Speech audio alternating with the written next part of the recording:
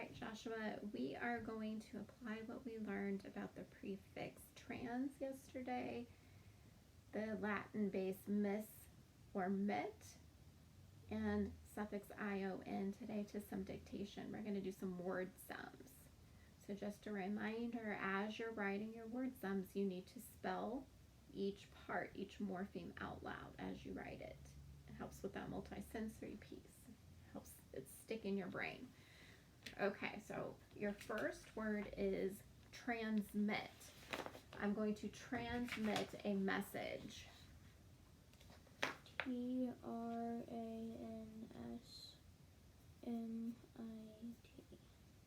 is rewritten as TR. Okay, do your best penmanship that you can. TR. AN. You got it. Huh? You got it. TRANS. So what does transmit mean? To start with the send. Right. Start with the Latin base and work. Send beyond or send distant. Across. Across. To send beyond or send across. Like I'm transmitting a message. Okay. Good job. Number 2. This was our key word for learning our prefix, suffix, and base yesterday. You ready? See if you remember transmission. The transmission of the video did not go through. TRANS.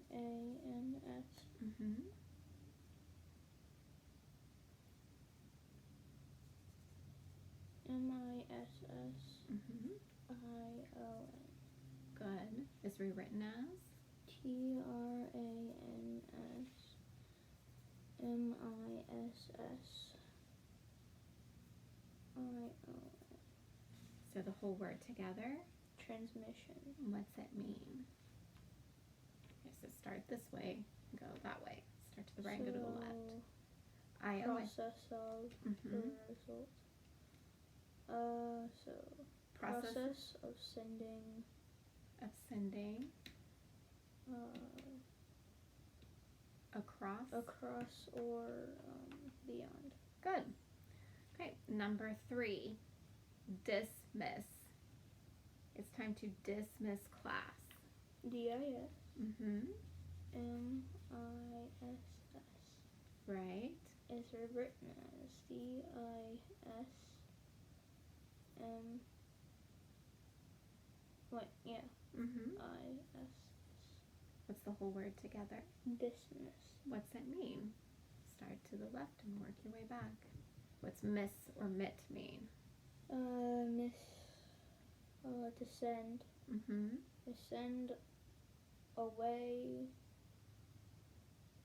Okay, so dis means. I forgot what this means. Well, I think you were trying with away. It's close. It's not or apart or opposite. So to send apart, to send away, right? Like, we're done. Time to get out of here, right? Okay, number 4. Dismissed. We dismissed class early. Oh, don't forget to spell it aloud. Oh, DISMISS. ED. Good. It's rewritten as DISMISSED.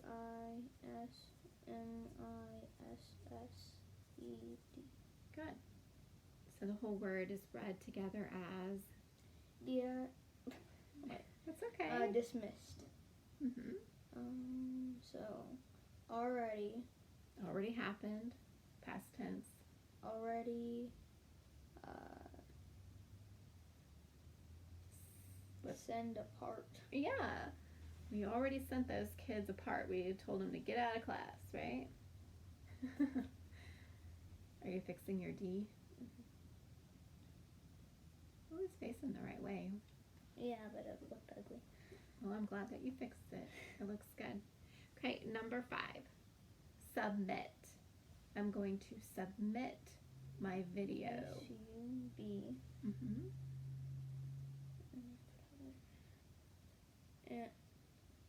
MIT.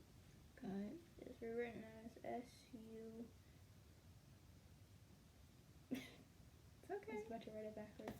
Well, I'm glad you caught yourself. That's good. SU. SUB. Mm-hmm. MIT. Good. Okay, fix that one because that's an Yeah. uppercase and we don't have that in the middle of a word. That's what I was talking about. Yeah, it's fine. So what's your word altogether? Submit. And what would that mean? Working from left to Send under. right to left. So send under, right. That's what it would mean literally, but it's usually like well, when we talk about submitting like an assignment or something like that, it's usually like to turn it in. There's another way that submit is used, like submitting to authority, right? Like if a teacher or a police officer or somebody was telling you that you needed to do something to keep yourself safe, you would need to submit to their authority.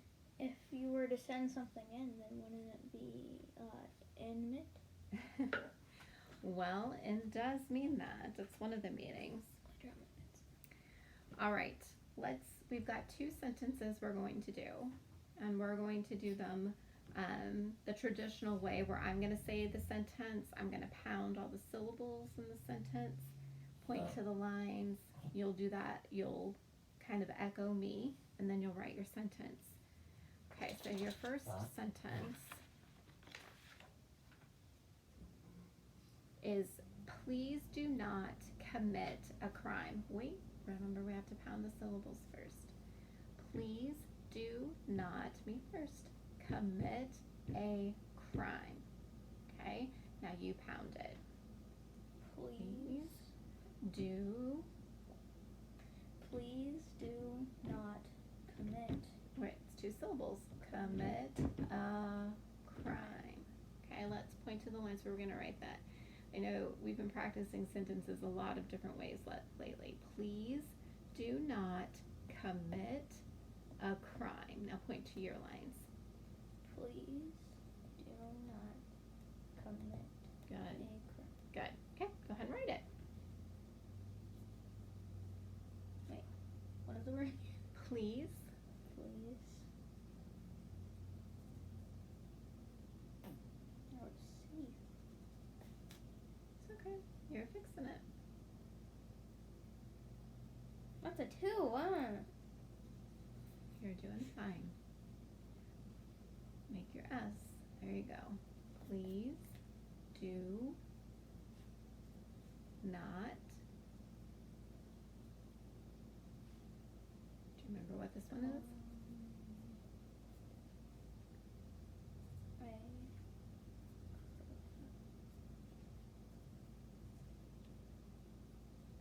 I know this is a funny question, but I can't remember if it's I that's always capital when it's alone. Yes. Or is it A? I think It's I. It's I. Okay. Yeah. Okay, so you gotta check for cups. What's the C stand for? Do you remember? Huh? What's the C stand for in cups? Capitalization. Yeah, so check that. Okay, so you can put an X, well, a line through the C, because you're going to need to rewrite it. Oh, that does look like kind of like an uppercase T. Thank you for fixing that. So you can put one line, one slash through C. I like how you are committed to doing your best work. Okay, do you remember what U stands for? Understand. Please do not commit a crime. Good. Punctuation. Mm-hmm. Spelling.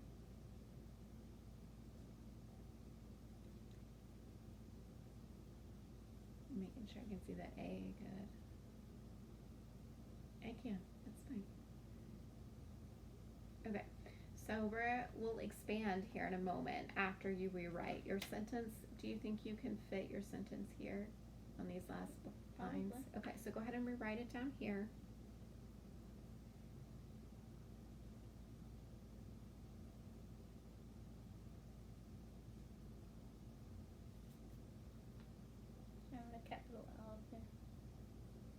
Okay. And I forgot to fix it.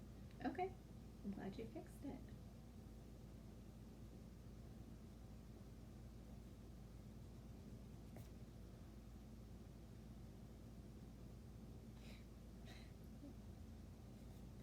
You're doing fine, bud. You're doing great. Good. That's a great E.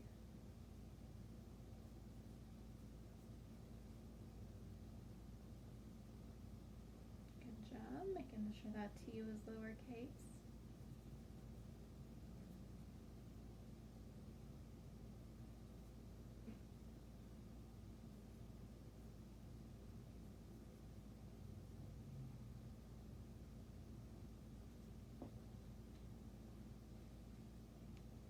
Good. That looks much more like a C.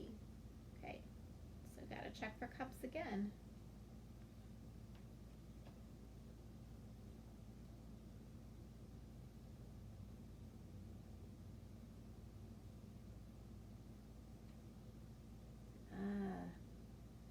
Cups helped you remember that punctuation. Good.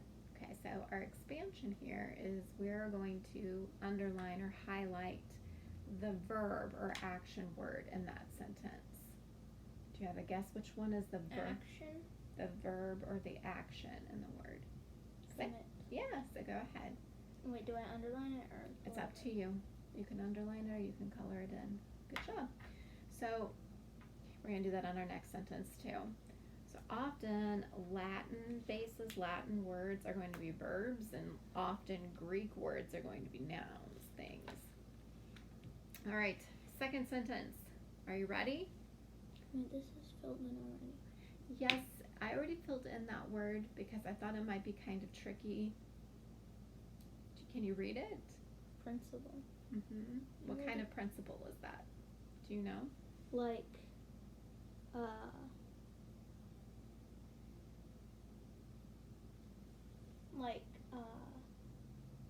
don't know how to describe it. Not like the school principal. It actually is. Oh, wait. Oh. Because see, this is how I always remember the difference. The principal of the school is my pal. So see, it has the word pal at the end. Oh, I got them mixed up. I thought the other one. See, it's easy to get those mixed up. They're what we call homonyms, and in fact, our vocabulary lesson in a little bit is going to focus on homonyms, words that sound the same. Actually, homophones. Sorry, homophones, words that sound the same or spelled differently and have different meaning. Mm-hmm. So here's your sentence. The context of the sentence probably would have helped too. The principal will dismiss the class. The principal? Yes. Well, wait, I have to pound it first. You can pound it with me if you want to, since you seem to have this down. The principal will. I don't remember the word. Okay, the principal will dismiss the class. The principal will dismiss the class. Now we point to the lines. Do you want to point? The principal will dismiss the class. Great. Go ahead and write it. The principal will. You're doing great. You need.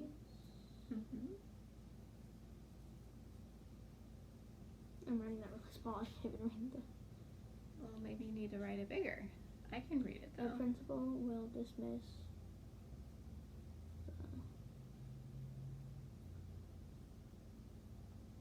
Great.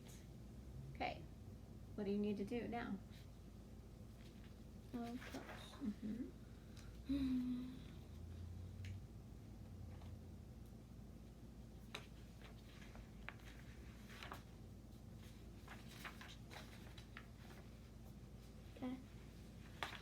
Okay. Now I rewrite. Yes, now rewrite it.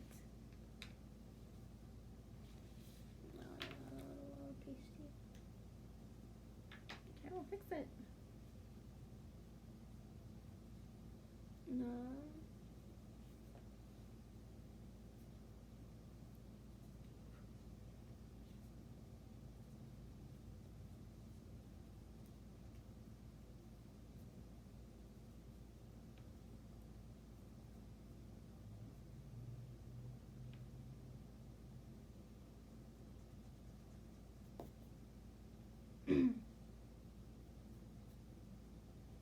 principal will.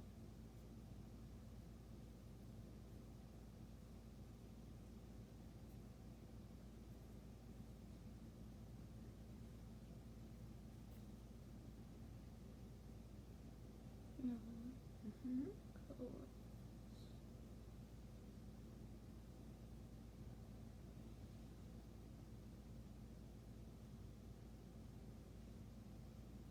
Go check for capitalization. Making sure that T looks uppercase. Yeah.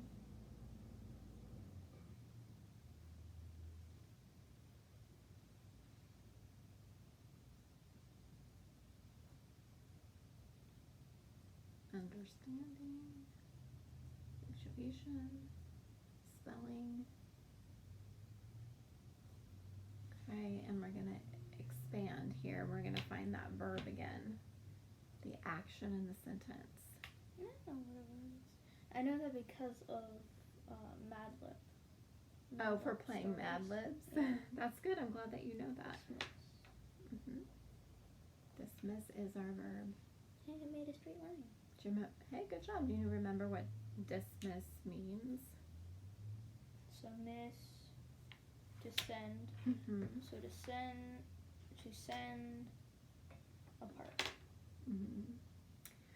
Okay, so now we're going to focus a little bit on fluency. I have a fluency passage for you called The Flying Fox. It reminds me, dismiss reminds me about disrupt. Oh, yeah. Like to break apart. Right. Disrupt usually like breaking attention or focus apart, right? I'm using my timer on my phone. That's why I'm getting that out. So, what we've learned about repeated readings or reading something a bunch of times is it helps our memory hold on to words so we don't need to sound them out anymore. We've also learned that we need to read something like a minimum of like 4 times for it to start to stick. So we're going to practice this 5 times today. We're going to graph our results every time. So your title is The Flying Fox. Do you have some thoughts about what this could be about just looking at your title and the picture? I'm assuming it's about a fox that can fly. Or it's about something flying with the fox. Or the fox sees something flying. Okay, so I'm going to give you a little clue. This is a nonfiction text. You know, like the saying when like blah blah blah when pigs fly, you know? It's like an idiom. Maybe it's an idiom. Okay. So whenever you're ready, I want you to start reading right here. Wait, what? When do I start? Whenever you're ready. Many things can frighten us. Size is one example. You might leap into the air if you met an ant 2 feet long. And what would you do if a gigantic bat swooped out of the dark towards you? Ants don't grow that large, but there is a bat whose wingspan measures over 5 feet. It is the flying fox, the world's largest bat. In the 18th century, the famous explorer Captain Cook visited Australia, the flying fox's home. Crew members were terrified. Then these large bats appeared. The sailor thought the bats were actual devils in the flesh, but despite their size, the bats were not dangerous. Flying foxes eat only fruit. The bats are called flying foxes because okay, mark it right here. Okay, so that would be 120 words.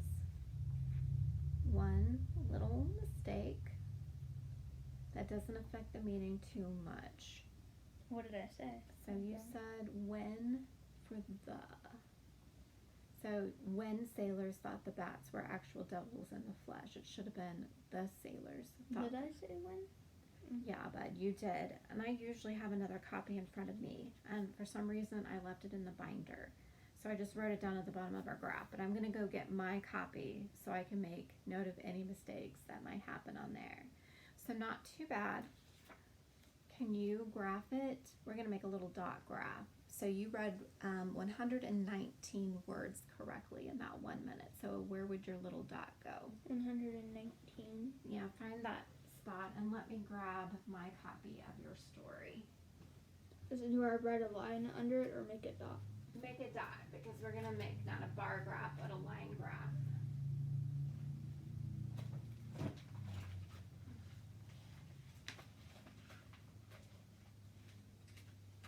Right under 20. Yep.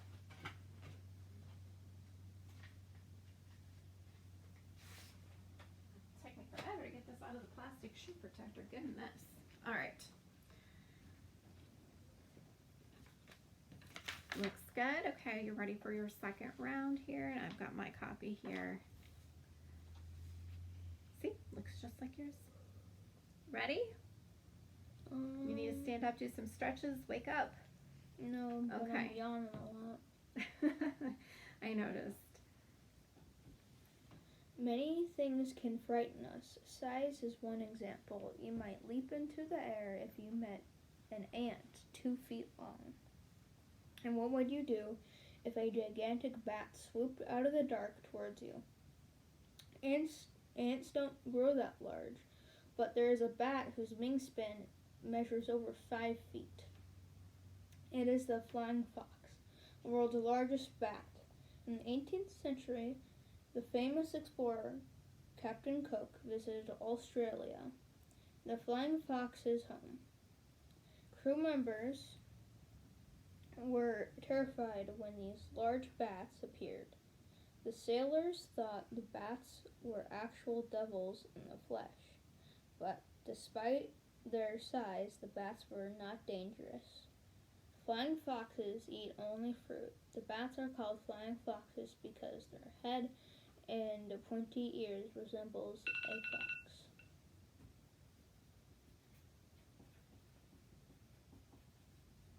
Okay, so we paused at fox, which would make that 128 words that go around. Check, we read it another time. So, okay, I forgot to write this on. Did I make any mistakes? A couple. Let me. Do you want me to tell you what they were? Yeah. Okay. Again, they didn't really mess with your meaning or understanding too much, so I'm not as concerned, but I want to know that. okay, I will tell you. Let me write this down though, so I can remember it. So 128, but we had 1, 2, 3 mistakes this time. But let's talk about the mistakes. So one of them was teeny tiny. You added an S at the end of toward. The dark toward you. Okay? So it shouldn't be towards, toward you. See, teeny tiny doesn't mess too much with the meaning. Again, this time you left off the S. You said head instead of heads. And then you said pointy instead of pointed. I said pointed. It sounded like pointy to me. I didn't say pointy. Okay, I believe you. I don't think I did. Well, we do have the video. We can always go back and Yeah. see, but we won't argue it right now. Okay, it's a little thing. Okay, so we're going to read it again.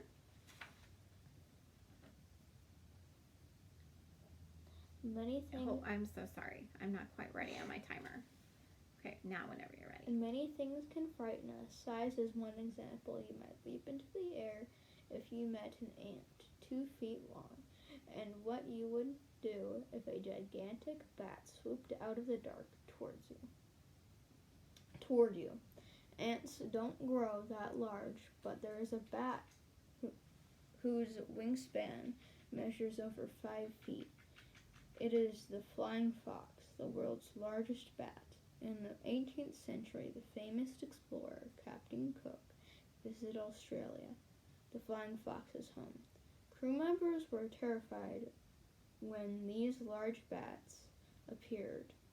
The sailors thought the bats were actual devils in the flesh, but despite their size, the bats were not dangerous. Flying foxes eat only fruit. The bats are called flying foxes because their heads and pointed ears resemble a fox. Same pausing point as last time, 128. Did I make any mistakes? So we've read it a total of 3 times. So 1, you said, and what you would do if a gigantic bat swooped out of the dark toward you. Does that sound kind of off a little bit? And what you would do, it's a question. So it should have been, and what would you do? You mixed your words a little bit. Again, not a ginormous mistake. Wait, what? What did I Okay, do? so babe, I don't want us to get too stuck on these because you're doing great. And what would you do is what is written. Here's how you read it. And what you would do. You read you before would. You mixed them up. Okay? So we also need, I almost forgot, we need to graph your second read too. Okay, so your second read, you read 125 words correctly. Do you want to put the dot? Okay, but it needs to be over here with number 2. See? Max, go lay down. How many did you say? 125.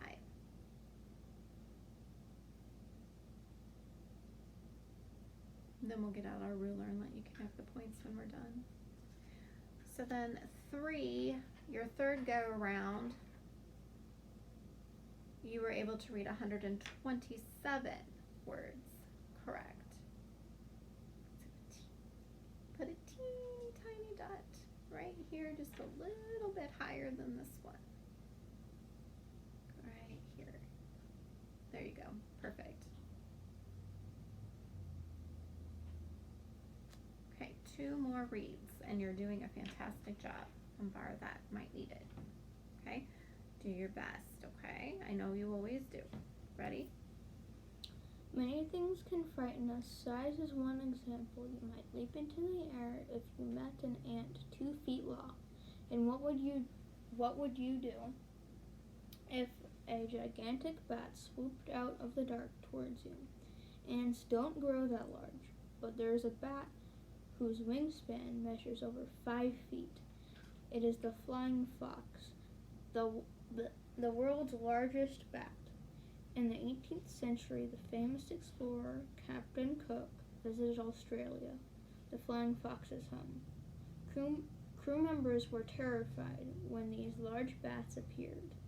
The sailors thought the bats were actual devils in the flesh, but despite their size, the bats were not dangerous.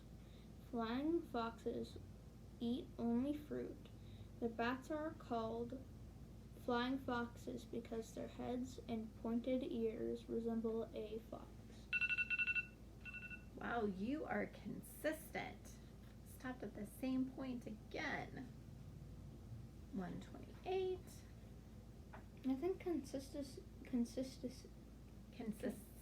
No, I can't say it. Consistency There you go. is bad for this.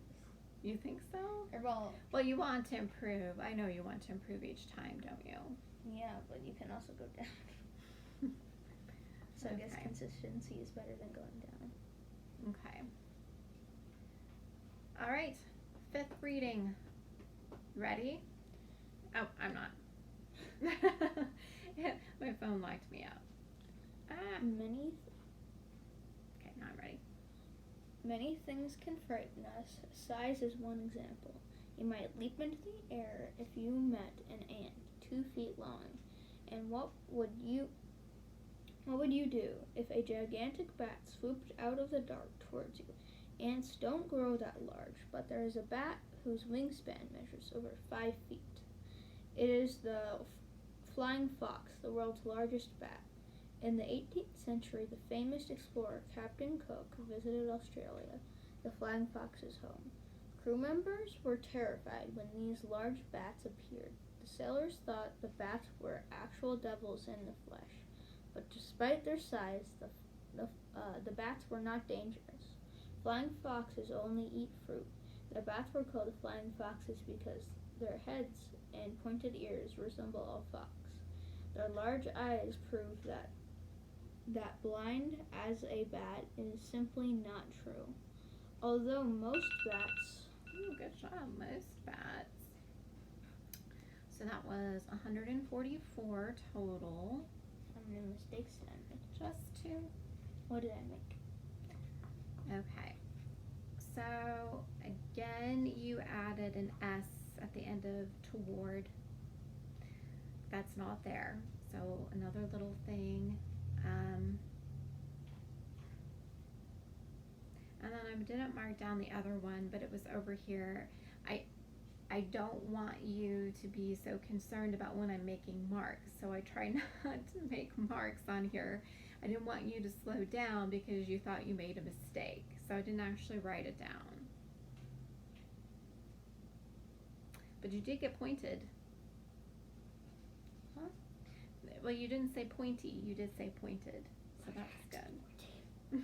I don't think I have at least. Okay, so 142 is where we were in our last one. Do you want to graph it here on number 5? Here's 140. Up, up, up, even higher.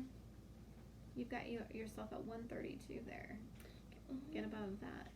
That's 140 right there. See, even better.